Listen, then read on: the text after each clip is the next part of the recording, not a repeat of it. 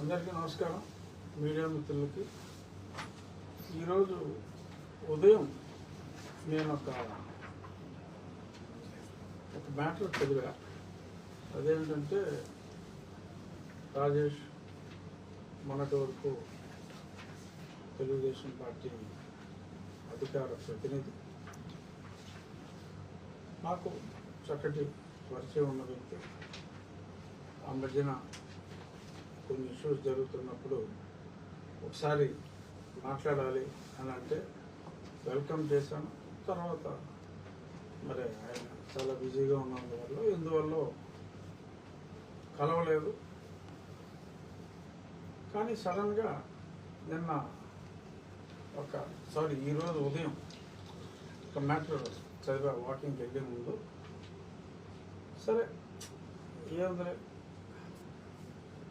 వేరే నీల్ కుమార్ లాగా మాట్లాడారు అని తీసి పడేయటం, అలా తీసి పడేయవలసిన వ్యక్తి కాదు. కనుక నాకు బాగా పరిచయం ఉన్న వ్యక్తి, అలాగే మరి సమాజంలో కూడా మరి కాస్త గౌరవం ఉన్న వ్యక్తి అని నా అభిప్రాయం.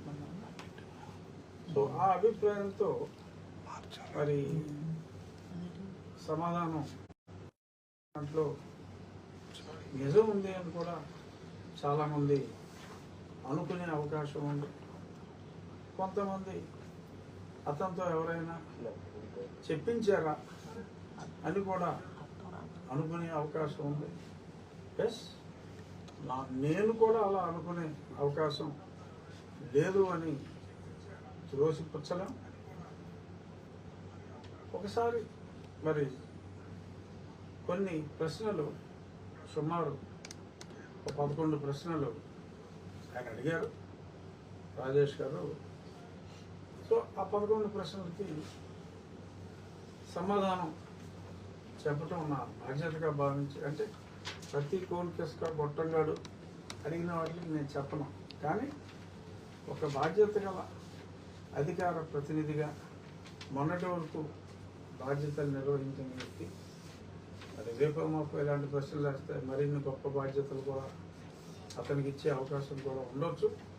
సో కాబట్టి సమాధానం చెప్పవలసిన బాధ్యత నా మీద ఉందని నేను భావించవలసిన అవసరం లేనప్పటికీ భావిస్తూ ముందు అతను ఏం అడిగాడో దానికి నా సమాధానాలు కూడా చెప్తా.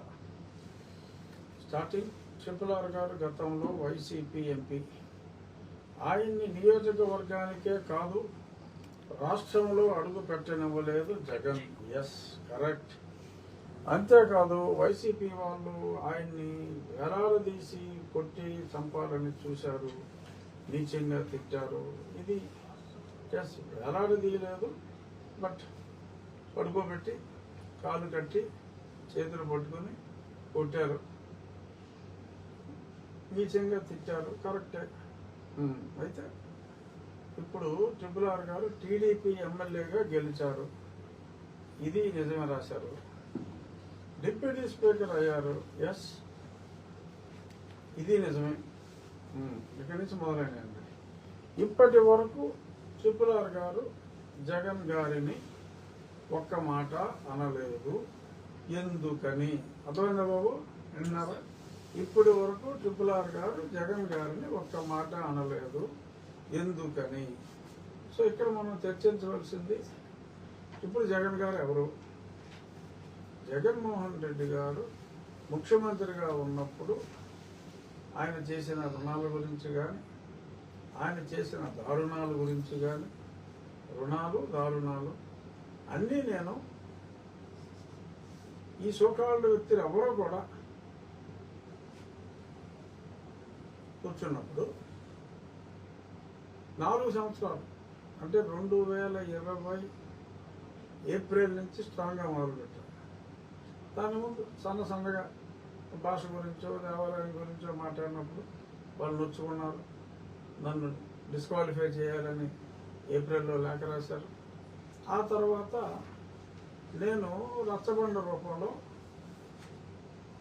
తనను ఓడించే వరకు మాట్లాడుతూనే ఉన్నాను. 2 సంవత్సరాలు నేను ఒక్కనే మాట్లాడాను. 2 సంవత్సరాల తర్వాత ఇంకొద్ది మంది మాట్లాడారు. కానీ ఓడించే వరకు నేను మాట్లాడుతూనే ఉన్నా. నా ఆశయం నెరవేరింది. జగన్మోహన్ రెడ్డి గారు ఓడిపోయాడు. నేను మాట్లాడినందుకు ఓడిపోయాడని అంటున్నా. ఆయన తప్పులు చేశాడు. తప్పుల్ని ఎవరొకరు చెప్తేనే 10 మందికి తెలుస్తుంది కాబట్టి అది 10 మందికి తెలియజెప్పడం ప్రారంభించిన వ్యక్తిగా నేను మాట్లాడాను. అయిపోయింది. ఎలక్షన్ అయిపోయింది. జగన్మోహన్ రెడ్డి గారు దారుణంగా ఓడిపోయారు. చంద్రబాబు నాయుడు గారు ముఖ్యమంత్రి అయిపోయారు. ఇంకా నేను జగన్మోహన్ రెడ్డి గారి గురించి మాట్లాడడానికి ఏముంటుంది? ఏమని మాట్లాడాలి? అయిపోయింది కదా. ఆయన చేసిన తప్పులకి ఆయన ఓడిపోయాడు. ఇంకేమని మాట్లాడతాం? అయినప్పటికీ ఒక బాధ్యత గల ఎమ్మెల్యేగా, మరి అప్పటి వరకు పరిపాలించిన పార్టీకి అధ్యక్షుడిగా,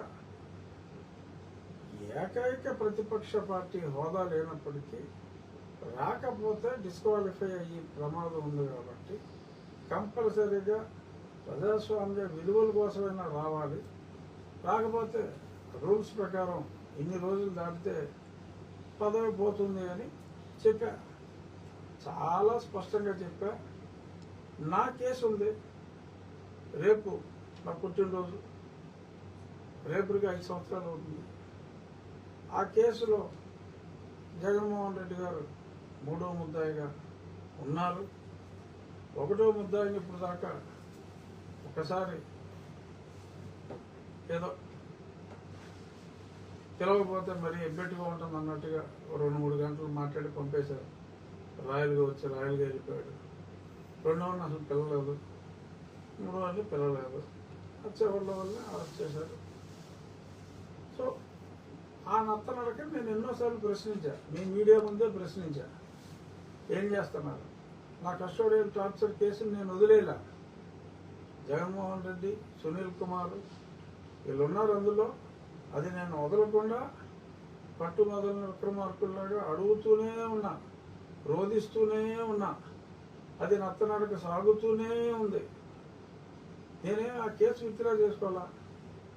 అది విచారించవలసింది ఎవరు? ఇప్పుడున్న ప్రభుత్వం. అలసత్వం ఎవరిది? నేనేమి వెనక్కి తగ్గల, మాట్లాడుతూనే ఉన్నా.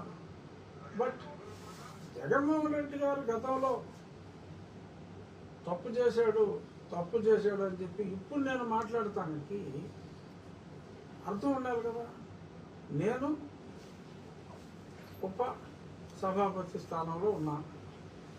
Jaganmohan Reddy is my MLA. ఎందుకంటే నేను ఈ పదవిలో ఉన్నప్పుడు సభ జరుగుతున్నంతసేపు ఎట్టి పరిస్థితుల్లోనూ నాకు పార్టీకి సంబంధం ఉండదు. తర్వాత కూడా డైరెక్ట్గా ప్రత్యక్షంగా పార్టీ రాజకీయాల్లో పాల్గొకూడదు. డైరెక్ట్గా నేను పార్టీ రాజకీయాల్లో మహానాడులు ఇటువంటి వాటికి అవసరం లేదు. నేనేమి రాష్ట్ర పార్టీ అధికార ప్రతినిధి అసలు పార్టీలో ఎటువంటి పదవి నాకు ఉండటానికి వీలు లేదు. అంటే ఇచ్చేవాళ్ళ లేదు, అది వేరే విషయం. అసలు నేను ఉండటానికే వీలు లేదు. ఎందుకంటే రాజ్యాంగబద్ధ పదవిలో నన్ను చంద్రబాబు నాయుడు గారు ఉంచారు. ఆ గౌరవం నాకు ఇచ్చారు. నేను కోరుకునేది గౌరవం కాబట్టి రోగికి కావాల్సిందే డాక్టర్ ఇచ్చాడు. హ్యాపీగా ఉన్నాం. బట్ ఇక్కడ నేను ఒక స్థాయిని దాటి రాజకీయాలు మాట్లాడటానికి లేదు. నేను ఎప్పుడు మాట్లాడినా రాజ్యాంగం గురించి మాట్లాడుతున్నా, చట్టం గురించి మాట్లాడుతున్నా. రాజ్యాంగం గురించి మాట్లాడే బాధ్యత నాది. ఎందుకంటే రాజ్యాంగబద్ధ పదవిలో ఉన్న వైలేషన్ జరిగినప్పుడు మాట్లాడాలి. నేను రిప్రజెంట్ చేసేది చట్టసభ. శాసనసభ అంటే చట్టాలు చేసే సభ. చట్టసభలో చట్టాలు చేసే సభలో నేను వైస్ ప్రిన్సిపాల్గా ఉన్నాను కాబట్టి, అంటే ప్రిన్సిపాల్ అంటే కంపారిజన్ చెప్తున్నా. ప్రిన్సిపాల్ గారు మా స్పీకర్ గారు అంటే ఈజ్ మై బాస్. నాకు స్పీకరే బాసు. నాకు వేరే బాసులు ఉండరు ఈ పదవిలో ఉన్నంతకాలం. సో నేను ఉన్నప్పుడు ఒక ప్రిన్సిపాల్ ఆర్ ఒక క్లాస్ టీచరు విద్యార్థులందరినీ ఎలా సమానంగా చూడవలసిన బాధ్యత ఉందో నాకు జగన్మోహన్ రెడ్డి గారు కూడా ఒక ఎమ్మెల్యే. నేను అందరు ఎమ్మెల్యేలని గౌరవించినట్టు గౌరవించవలసిన బాధ్యత ఉంది. రాజకీయాల్లో నేను యాక్టివ్గా మాట్లాడకూడదు కాబట్టి జగన్మోహన్ రెడ్డి గారిని ఎందుకు తిడతలేదు అని అంటే, ఇప్పుడు తిట్టవలసిన అవసరం లేదు. జగన్మోహన్ రెడ్డి ప్రభుత్వంలో లేడు, తిట్టవలసిన అవసరం లేదు. నేనేదైతే వ్యక్తిగతంగా నా కేసు పర్సూ చేస్తున్నానో ఆ కేసు విషయంలో మాట్లాడుతున్నాను. నా గురించి సాక్షిలో ఏదన్నా తప్పుడుగా రాసినప్పుడు సాక్షి పేపర్ని తిడుతున్నాను. సాక్షి యజమానిగా జగన్మోహన్ రెడ్డి పేరు కూడా నేను ప్రస్తావిస్తున్నాను. సో నేనేం చేయాలి అనేది నాకు తెలుసు. సో మహాసేన రాజేష్ గారు జగన్మోహన్ రెడ్డి గారిని తిడతలేదు అంటే తిట్టవలసిన అవసరం నాకు లేదు. తిట్టమంటే తిట్టను, తిట్టొద్దంటే వ్యక్తిగతంగా నాకేదన్నా చేసినప్పుడు నేను మానను. కానీ గతంలో జగన్మోహన్ రెడ్డి ముఖ్యమంత్రిగా ఉన్నప్పుడు ఇప్పుడు తప్పు చేశాడు, అవన్నీ గత స్మృతులన్నీ ఫ్లాష్ బ్యాక్ల్లోకి వెళ్ళిపోయి, ఇదే సినిమా కాదు కదా, ఊరికైనా మాట్లాడితే ఫ్లాష్ బ్యాక్కి వెళ్ళి చూపెడతాడు. అవసరం లేదు. My goal is achieved. వ్రతం ఫలించింది, పూజాఫలం అందవలసిన వాళ్ళకి అందింది. ఇంకెందుకు నేను మాట్లాడాలి? అవసరం ఉంది చేత.